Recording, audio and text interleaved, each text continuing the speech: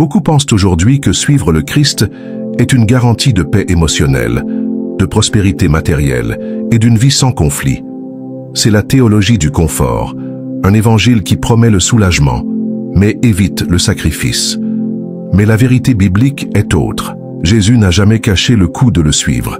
Il a dit « Si quelqu'un veut venir après moi, qu'il renonce à lui-même, qu'il prenne sa croix et qu'il me suive. » Le véritable évangile n'appelle pas au confort, il appelle au renoncement. Il n'invite pas à la scène mais à l'autel. Et c'est pourquoi beaucoup se disent chrétiens, mais rejettent la croix. Ils veulent le Christ comme sauveur, mais pas comme Seigneur. Ils veulent la consolation de l'esprit, mais pas le feu purificateur de la sanctification. C'est pourquoi il y a tant d'églises pleines et si peu de vrais disciples. Dans cette vidéo, nous allons ouvrir les Écritures et comprendre pourquoi le véritable évangile exige la croix, pourquoi la douleur fait partie de la sanctification et comment la gloire à venir ne peut naître que de la mort du moi. Charles Spurgeon a dit « Le chemin du ciel passe par Gethsémane. Si vous êtes fatigué d'un christianisme superficiel, venez avec moi au centre de la foi chrétienne, où le confort est remplacé par la croix et la mort laisse place à la vie. Le véritable évangile vous confrontera, mais il vous transformera. Nous vivons à une époque où beaucoup veulent un Christ sans croix, un discipulat sans renoncement, une foi sans friction. L'évangile prêché dans de nombreuses chaires modernes ressemble plus à une conférence de motivation qu'à une convocation à la mort du moi. Le Christ présenté est un thérapeute émotionnel, pas le Seigneur crucifié.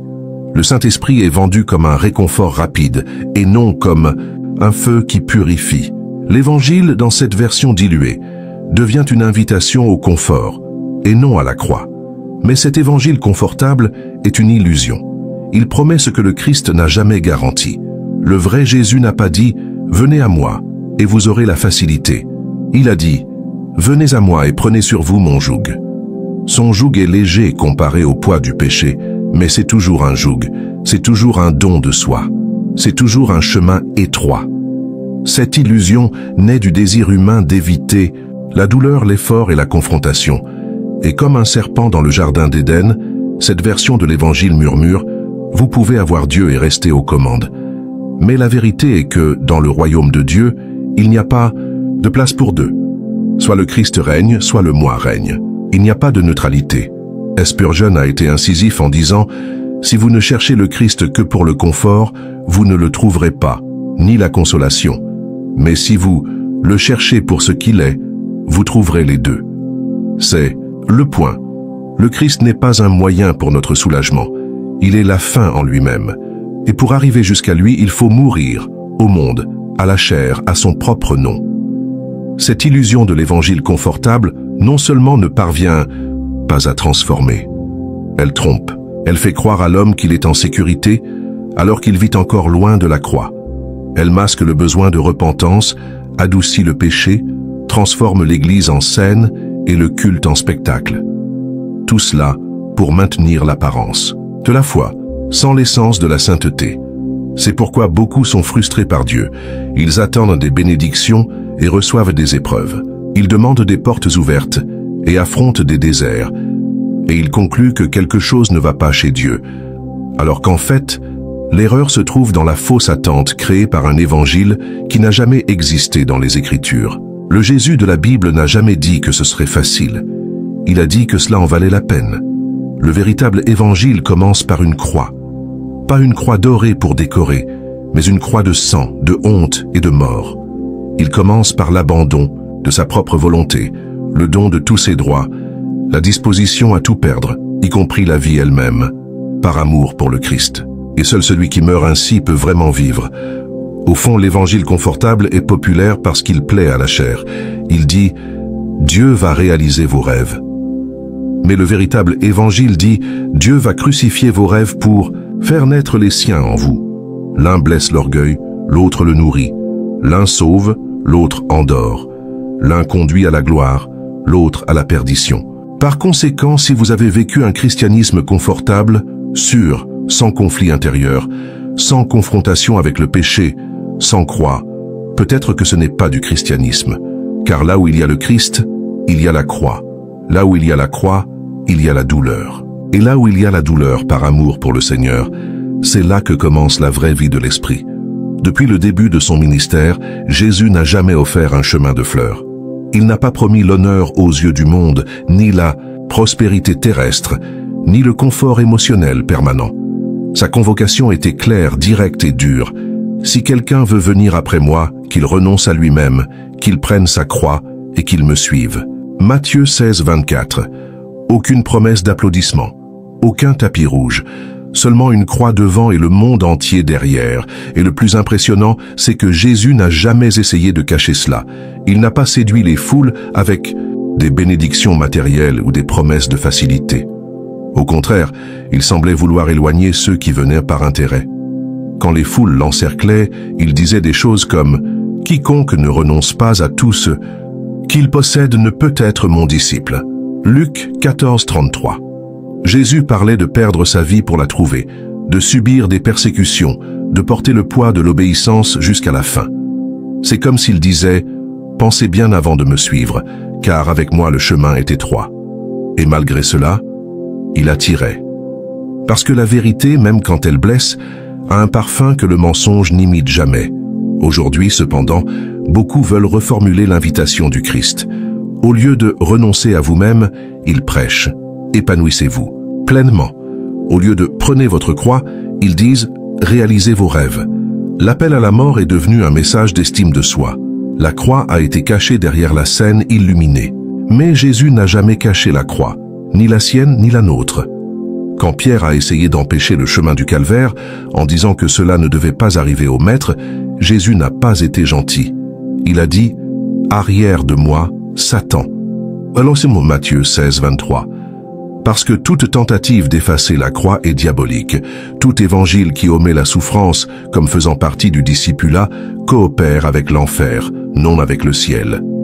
Charles Spurgeon, en tant que voix prophétique à son époque, a averti « La croix du Christ est le cœur de l'évangile.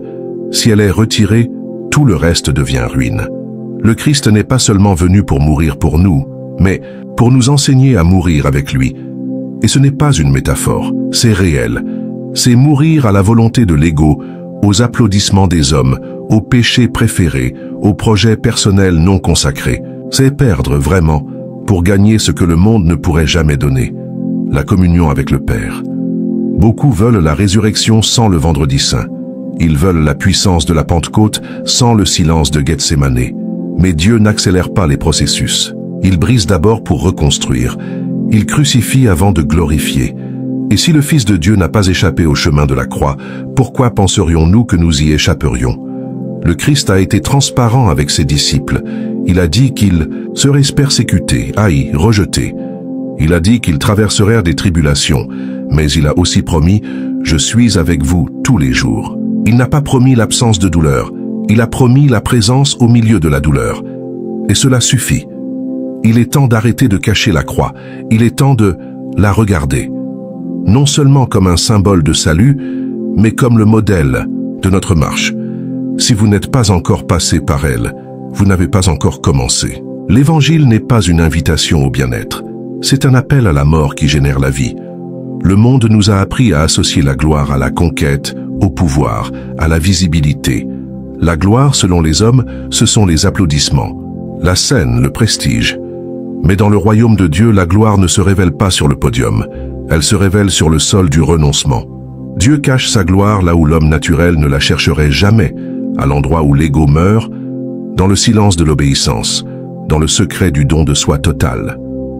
Jésus a enseigné ce paradoxe par sa propre vie.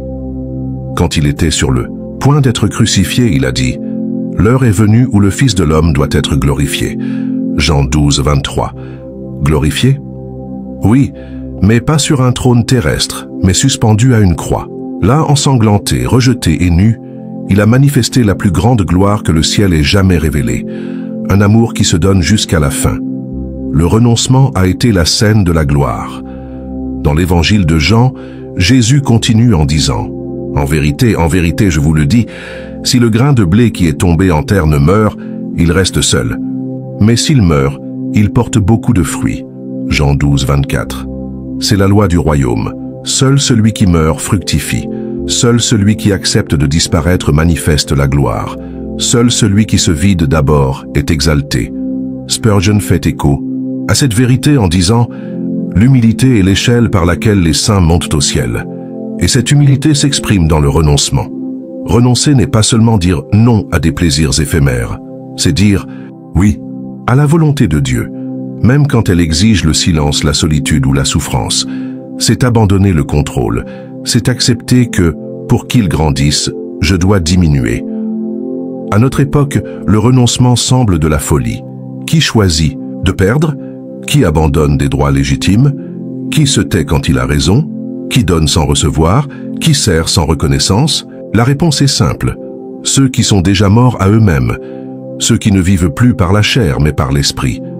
Ceux qui ont découvert que la gloire du royaume ne brille pas aux yeux du monde. Une gloire est réservée à ceux qui acceptent de perdre. C'est la gloire de connaître Dieu de manière intime, d'entendre sa voix en secret, de sentir sa présence au milieu de la douleur, d'expérimenter une consolation qui ne dépend pas des circonstances, d'avoir les yeux ouverts sur l'invisible, les oreilles accordées à l'Éternel, le cœur modelé par l'Esprit. Mais cela n'est possible que par le renoncement. Il n'y a pas d'intimité avec Dieu sans abandon de soi, pas de présence sans purification, pas de révélation sans crucifixion. Dieu ne partage pas sa gloire avec l'ego. Il ne déverse son onction que sur des vases brisés. Et voici le grand mystère. Plus l'homme se vide, plus il est rempli. Plus il descend, plus il voit. Plus il meurt, plus il vit. C'est la mathématique divine. La perte est un gain, la douleur génère la vie, le renoncement attire la gloire. C'est pourquoi quand la croix apparaît sur votre chemin, ne fuyez pas. Quand Dieu demande quelque chose de précieux, ne marchandez pas. Quand le Saint-Esprit vous appelle au renoncement, n'hésitez pas. Il y a quelque chose de précieux caché à cet endroit. La gloire que l'on ne voit pas avec les yeux, mais qui transforme le cœur. Le mot sainteté est de plus en plus oublié dans les chairs modernes. Et lorsqu'il est mentionné, il est souvent réduit à un comportement moral acceptable, à de bonnes pratiques, à une vie correcte. Mais la sainteté dans les Écritures est quelque chose d'infiniment plus profond. Ce n'est pas seulement ce que vous faites, c'est ce que vous devenez. C'est l'état de l'âme qui a été mis à part pour Dieu, purifié par le feu de la croix, modelé par la parole et guidé par l'Esprit. Et cela a un prix élevé. La sainteté a un coût.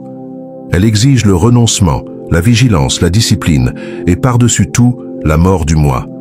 C'est pourquoi elle est si rare. Parce que beaucoup désirent les bénédictions de Dieu, mais pas le caractère de Dieu. Ils veulent l'onction, mais pas l'autel. Ils cherchent la présence, mais sans purification.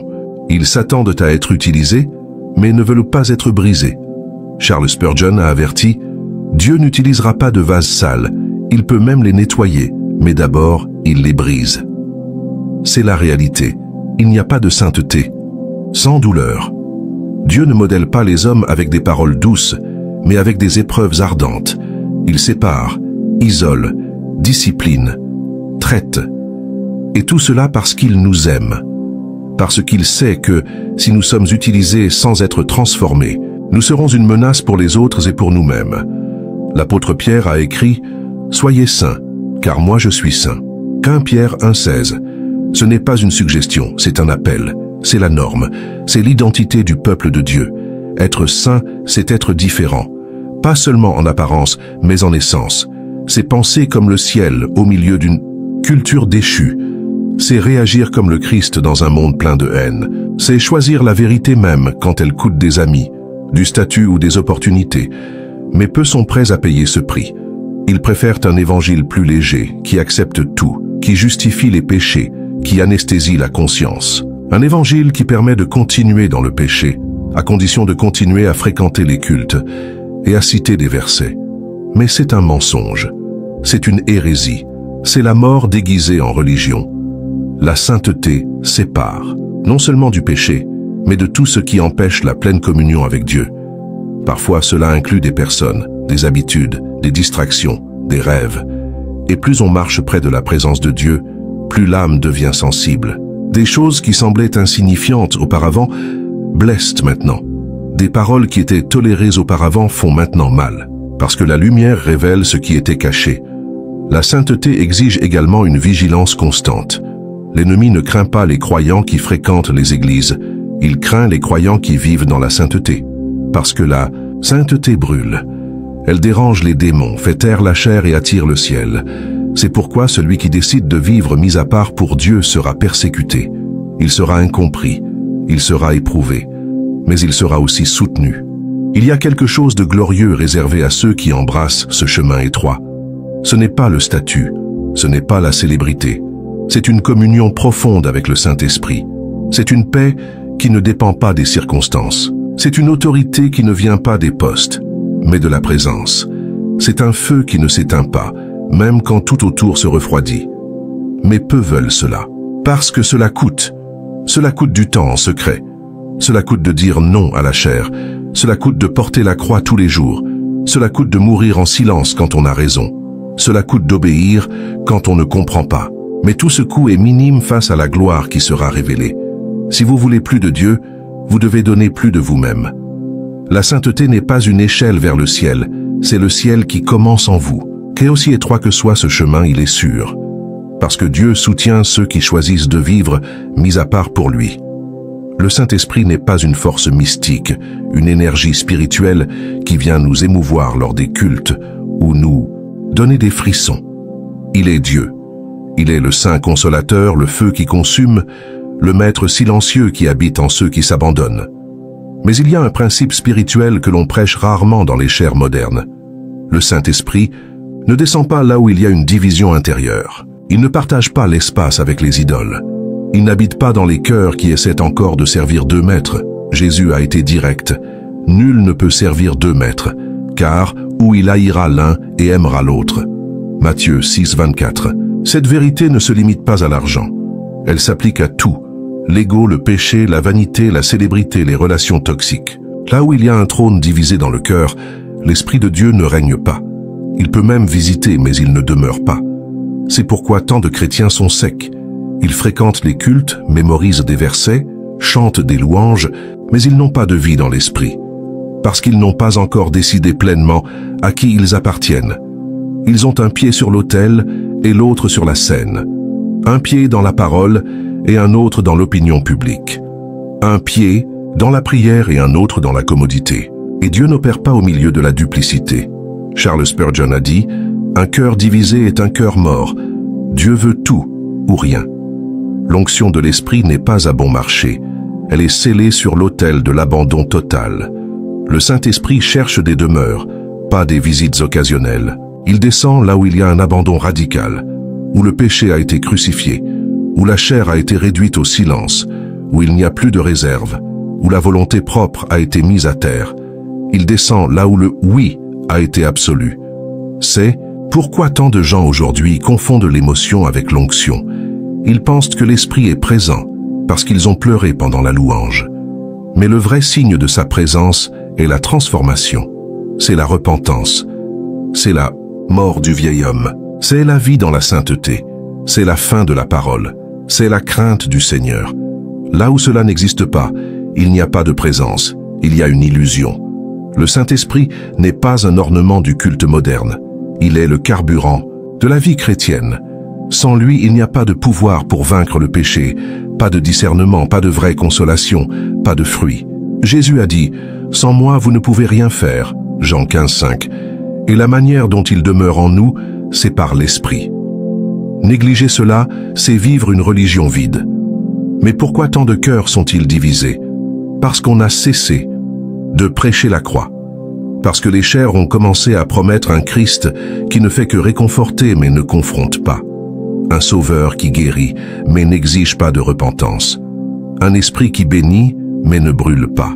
Et ainsi l'Église s'est remplie de membres, mais pas de disciples. Le Saint-Esprit ne veut pas une partie de vous. Il veut tout. Il ne descend pas pour nous laisser tels que nous sommes, mais pour nous transformer. Il est le feu. Et le feu consume. Si vous voulez que l'Esprit vienne, préparez l'autel. Et l'autel, c'est le cœur, sans fissure, sans réserve, sans idole cachée dans les coins sombres de l'âme.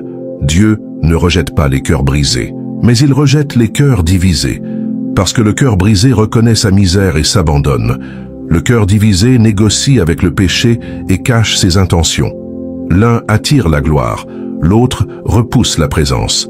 Si vous sentez qu'il y a une distance entre vous et le Saint-Esprit, demandez-vous, qu'est-ce qui est encore sur le trône de mon cœur? Qu'est-ce qui rivalise encore avec Dieu pour mon attention, mon obéissance, ma confiance? L'Esprit descend là où il est tout, et quand il descend, tout change. La vie prend une direction. L'âme trouve le repos, et la gloire de Dieu se manifeste, non sous forme de spectacle, mais de sainteté. La souffrance n'est pas l'ennemi de la foi, c'est l'école de la croix.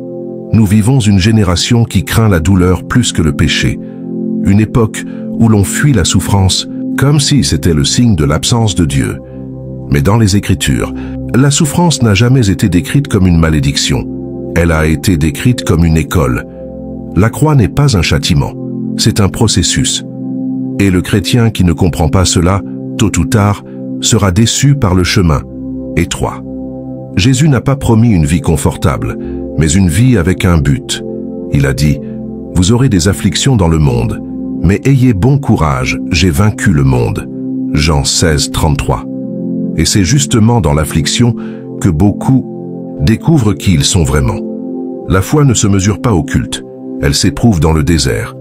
La sainteté ne se révèle pas dans le confort, elle se révèle dans la lutte contre la chair. Charles Spurgeon a affirmé « La tribulation ne nous détruit pas, elle nous révèle. C'est dans le feu que l'or est purifié. C'est dans le silence de la douleur que la foi cesse d'être un discours et devient une conviction. » Dieu ne gaspille pas la souffrance. Chaque larme a un but, chaque nuit sombre une leçon, chaque perte un appel à l'éternité. L'apôtre Paul l'a compris. Il n'a pas demandé à Dieu de le délivrer de la douleur. Il a demandé la grâce, de la supporter. Il a dit « Ma grâce te suffit, car ma puissance s'accomplit dans la faiblesse. » 2 Corinthiens 12, 9. Voyez quel contraste. Le monde dit que la puissance est dans la force, mais Dieu révèle sa puissance dans la fragilité. La croix nous enseigne cela. Beaucoup veulent une foi qui les délivre de la souffrance, mais la vraie foi nous soutient en son sein. La souffrance n'est pas l'ennemi de la foi, elle est son champ de maturation. Elle révèle ce qui est caché, purifie les motivations, brise l'orgueil, approfondit la dépendance. Celui qui traverse la douleur les yeux fixés sur le Christ en ressort plus semblable à lui.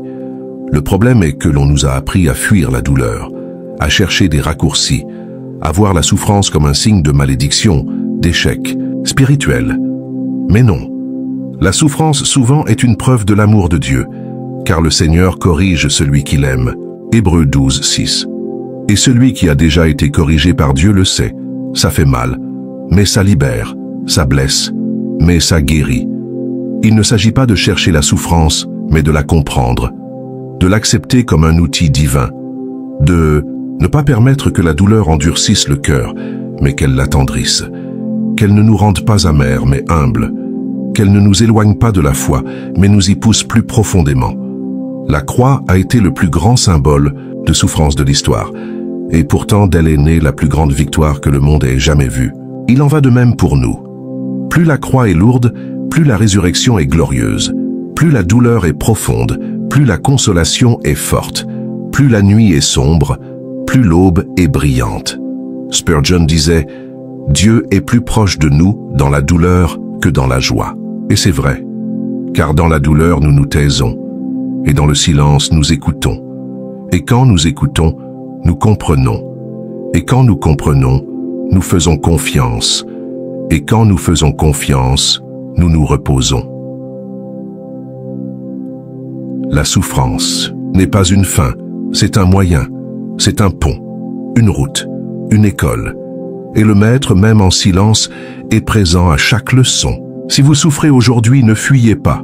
Demandez « Qu'est-ce que le Seigneur veut m'enseigner ici ? Quelle partie de moi doit mourir pour qu'il vive en moi ?» La réponse ne viendra pas immédiatement, mais elle viendra. Et quand elle viendra, vous comprendrez que la croix n'était pas un châtiment, c'était une formation. Que la douleur n'était pas une absence, c'était une sculpture. Et que la vraie foi, celle qui demeure jusqu'à la fin, ne naît que chez celui qui est passé par l'école de la croix et n'a pas abandonné. La croix n'a jamais été la fin. Elle a toujours pointé vers quelque chose de plus grand.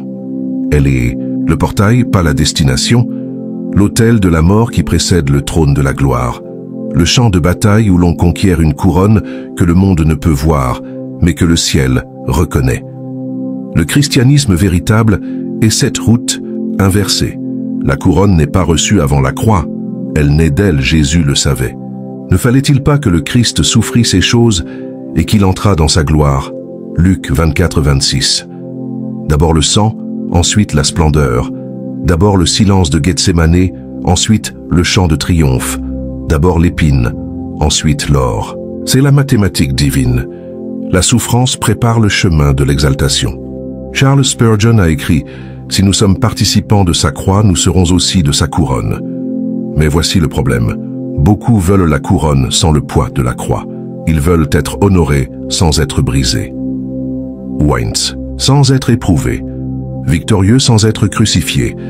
Et c'est pourquoi ils vivent frustrés, vides, sans fruit, car ils n'ont pas compris que dans le royaume de Dieu, la victoire naît du renoncement.